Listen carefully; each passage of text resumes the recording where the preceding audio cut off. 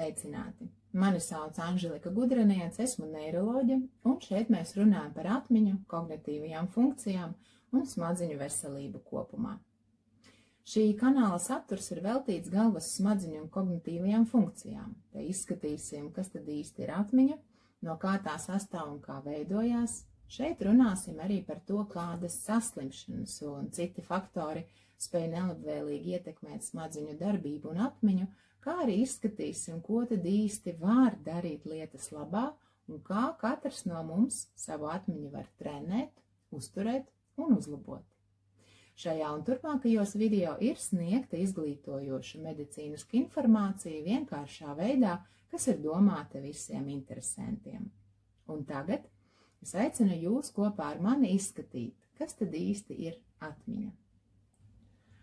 Un atmiņa ir galvas smadziņu, jeb psihisko norišu kopums, kas saistās ar informācijas iegaumēšanu, uzglabāšanu un reproducēšanu, jeb spēju atjaunot apziņā agrāk redzēto, dzirdēto, izjusto un tam līdzīgi. Atmiņa ir ļoti būtiska katra no mūsu personības daļa. Bez tās mēs nevarētu mācīties, mēs nespētu iegūt un pilnveidot prasmes un iemaņas, nevarētu komunicēt, veidot attiecības, uzkrāt pieredzi un galu galā augt kā personības. Es vēlos akcentēt, ka atmiņa ir tikai daļa no kognitīvo procesu kopus, kurā ietilpst vairāki domēni. Un viens no šiem domēniem ir kompleksā uzmanība. Un tā sastāv no vairākām daļām, piemēram, no pastāvīgās uzmanības, no dalītās uzmanības, kad mēs vienlaicīgi varam veikt divus dažādus uzdevumus.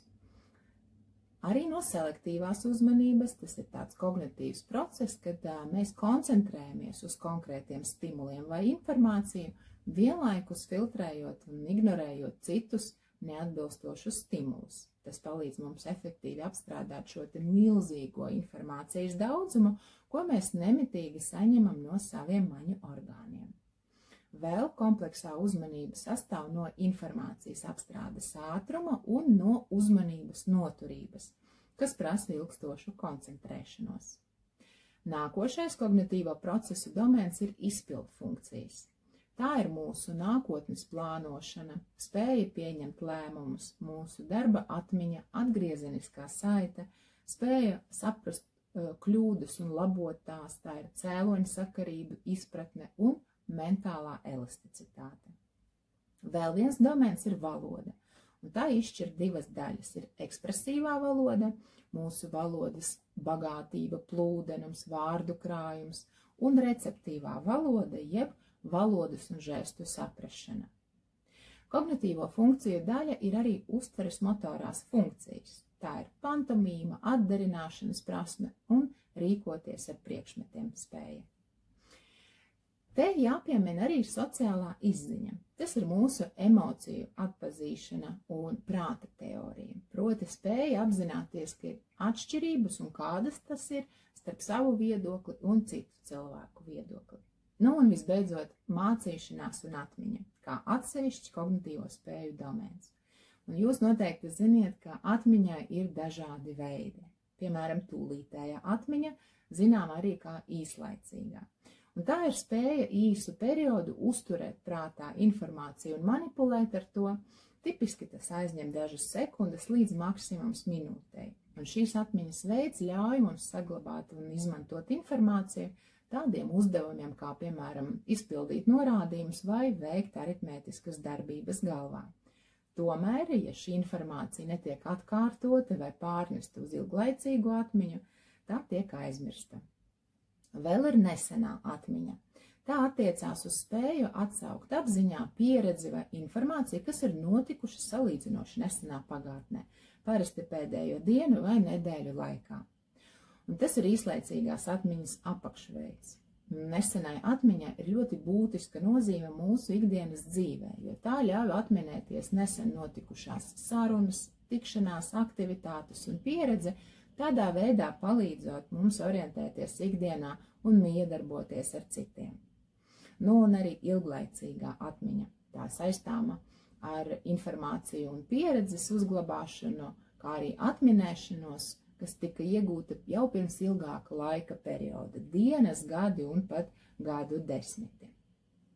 Vēl ir dažādas atmiņas formas, kas citu no citas atšķirās pēc satura, apjoma un laika struktūras. Un es sākšu ar deklaratīvo atmiņu. Tā savukārt sastāv no epizodiskās un no faktu atmiņas. Epizodiskā atmiņa ir arī iedalāma kā autobiogrāfiskā, proti tie ir fakti par pašu personu.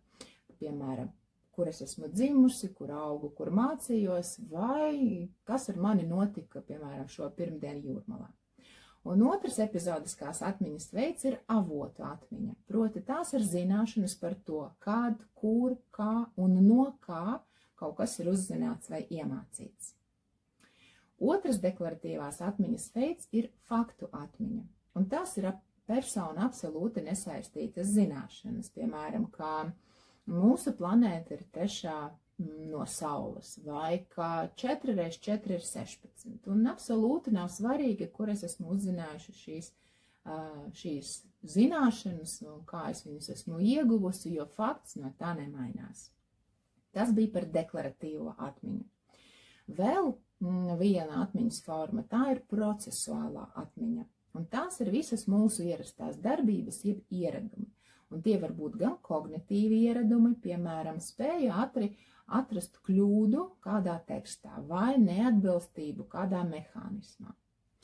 Un otrs var būt motoriski ieradumi, piemēram, šī spēja spēlēt ģitāru vai braukt ar divriteni. Un kā trešo atmiņas formu es vēlos minēt emocionālo atmiņu. Un šeit iedomāsimies situāciju, kā, piemēram, cilvēks piedzīvo kādu situāciju vai izdara kaut ko, kam ir pozitīvas vai negatīvas sekas. Un šīs sekas tiek sasaistītas ar kādu noteiktu sajūtu, piemēram, prieku, bēdām vai skumjām. Un tā tiek saglabātas atmiņā kopā ar notikumu uztveru un rīcību. Un tiklīdz notikums vai situācija atkārtojās tādā pašā vai līdzīgā veidā, arī emocijas tiek atmodinātas. Un tas darbojās kā motivācija, lai atkal atkārtotu šos te pozitīvos vai tieši otrādi izvairītos no negatīviem notikumiem vai darbībām. Vēl svarīgs tāds aspekts kā mācīšanās. Tas ir atmiņai līdzvērtīgs process, jo mācīšanās nevar pastāvēt bez atmiņas, taču interesanti, ka otrādi atmiņa tieši var būt arī bez apzinātas ilgstošas mācīšanās. Nu, piemēram, kad mēs bez kādas īpašas ievērības klausamies vai vērojam kādu notikumu. Tad pēc 1-2 sekundēm mēs diezgan precīzi varam aprakstīt redzēto vai dzirdēto. Bet jau pēc 5-7 sekundēm informācija sāk izgaist. Pie atmiņas procesiem pieder arī aizmiršana, jo bez tās mēs nespētu iegaumēt neko jaunu. Un aizmiršanai ir gan negatīvās, gan pozitīvās puses. Ikdienā mums noteikti var sagādāt grūtības aizmiršanas sekas. Tas ir, kad kaut ko tik ilgi, piemēram, centāmies iegaumēt, bet vienalga visu esam aizmirsuši, vai stāvam istabas vidū un domājam, kāpēc es šeit nācu, ko es te gribēju. Domāju, arī katrs no mums ar to ir saskāries.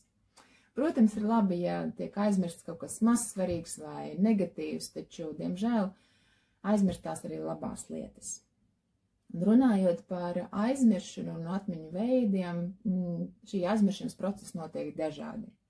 Piemēram, deklaratīvā atmiņa, atceramies, tā ir epizodiskā un faktu atmiņa, var šīs aizmiršanas procesi notikt divos veidos. Vai no atmiņas un šie notikumi izgaist, piemēram, 2 nedēļas pēc ceļojuma, es ļoti labi atceros detaļas.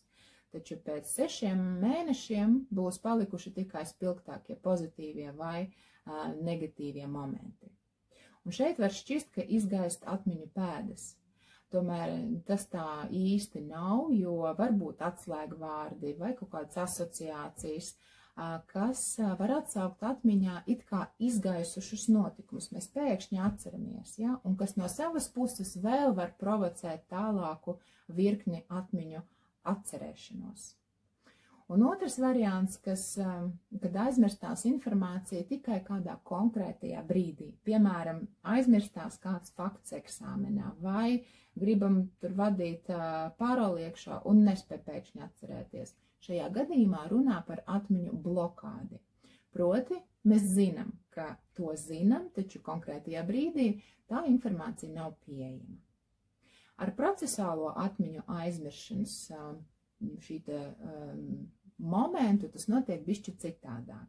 Normālos apstākļos ieradumi nepazūd tik pēkšņi, bet lēnām un samērīgi laika periodam, kurā tos neesam izmantojuši. Piemēram, pēc gadiem ilgas mūzikas instrumenta nespēlēšanas mums var šķist, ka to vairs neprotam, taču atliek vien pieskarties stīgām vai klavieru taustiņiem un viss atkal notiek.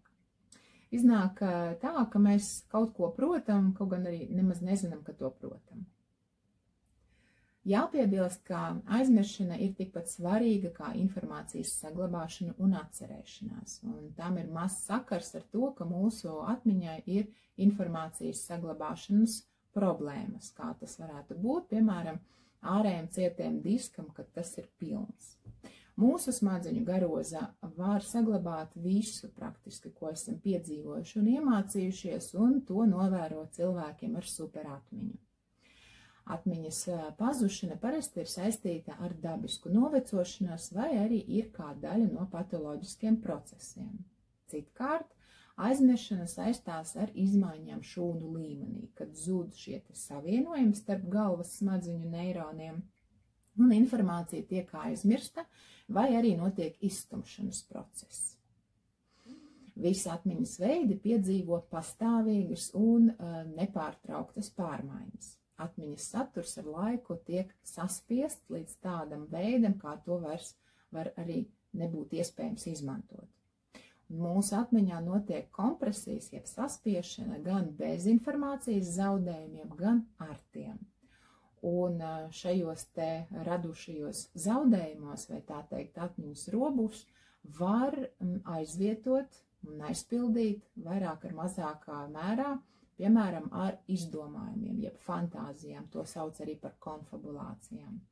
Vēl atmiņas robus var aizpildīt arī ar stingru pārliecību, un tas tā saucamās nepareizās, nepatiesās atmiņas.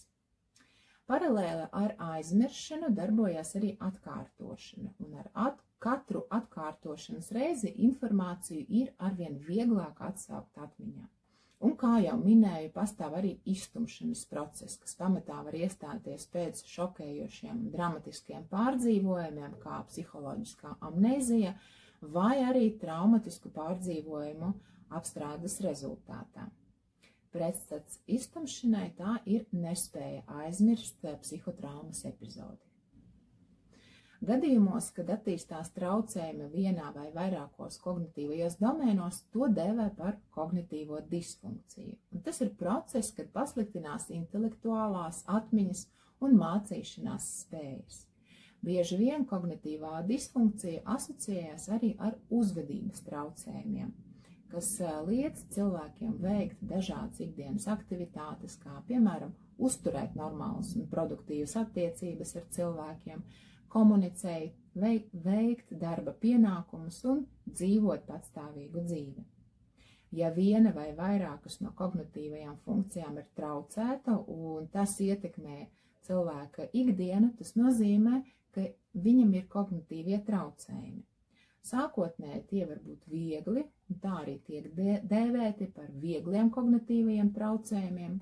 Faktiski tas ir deficīts, kas ir nosakāms un izmērāms kognitīvajos testos, bet vēl īsti neietekmē cilvēka ikdienu un darbošanos.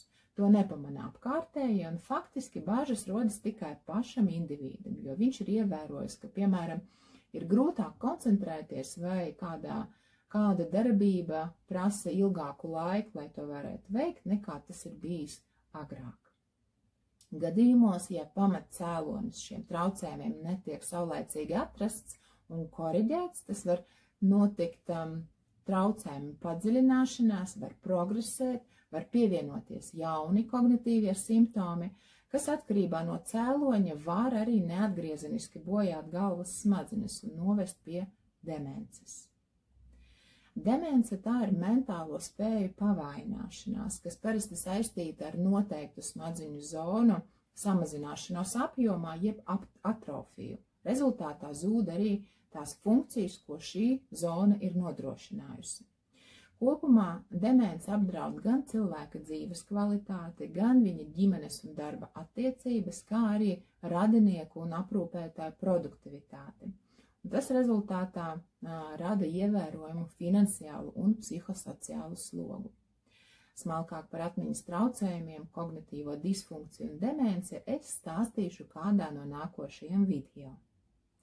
Ja jūs vai kāds, ko pazīstat, piedzīvo kognitīvās izmaiņas, it īpaši, ja tas rada bažas, ir silts ieteikums meklēt medicīnisku padomu pie sava ģimenes ārsta vai atmiņas speciālista, lai saņemtu pienācīgu novērtējumu un atbilstošus norādījumus, pamatojoties uz jūsu konkrēto situāciju. Taču man šodienai tas ir viss. Paldies, ka pavadījāt šo laiku kopā ar mani. Aicinu jūs pierakstīties uz kanālu, lai esat informēti par jaunāko video iznākšanu un uz drīzu tikšanos. Atā!